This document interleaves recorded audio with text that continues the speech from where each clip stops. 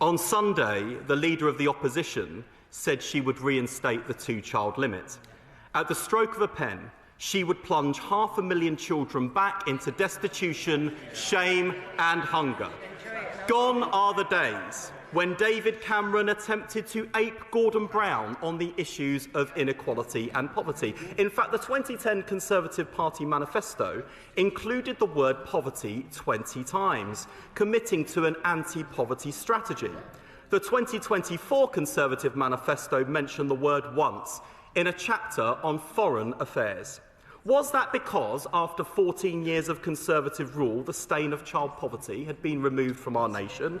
No, of course it wasn't, because the Conservatives plunged 900,000 children into poverty. More than 1 million children relied on food banks last year, and children are being admitted to hospital for malnutrition in 21st century Britain.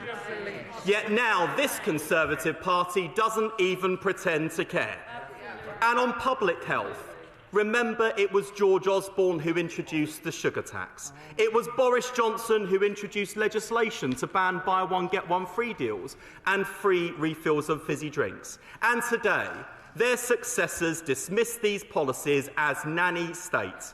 Their party is more apologetic about their record on public health than it is about Liz Truss's catastrophic mini-budget. And on the NHS, we are seeing its founding principles contested for the first time in generations. The Leader of the Opposition says, and I quote, "We need to have a serious, cross-party national conversation about charging for healthcare." Well, if she wants one, she's got it, and it will be a short conversation. The answer from this side is no. Over our dead body, we will always defend the NHS as a publicly funded public service, free at the point of use, owned by us, therefore all of us. But of course, it's not just the Leader of the Opposition. The Leader of Reform wants to replace the NHS with an insurance-style system. They want a system where they're obviously not here to advocate their policies. They find it increasingly hard to defend them. They want a system that checks your pockets before your pulse and asks for your credit card before your care. And where is the member for Clacton? He's not normally the shy, retiring type. Unless, of course, he's being asked challenging questions. Questions like, is paracetamol safe? Does he believe in science? Or did he racially abuse schoolchildren? In fact, it is reported that he told a Jewish contemporary at school, and I quote, "Hitler was right." Now, admittedly, he was at school a lot longer ago than me.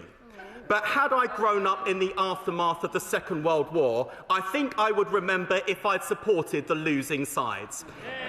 His politics are a disgrace, he can't stand by his record, and that's why he's not here to defend it, and why he's regularly referred to in his own constituency as Never Hear Nigel.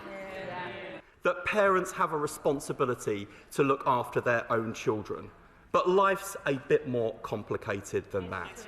And it is far too easy for others who've never walked in the shoes of parents like mine to pass judgment on people whose lives they will never understand. The Conservatives sneer about Benefit Street. They've never been there. They haven't got the first clue what life is like for people living on welfare.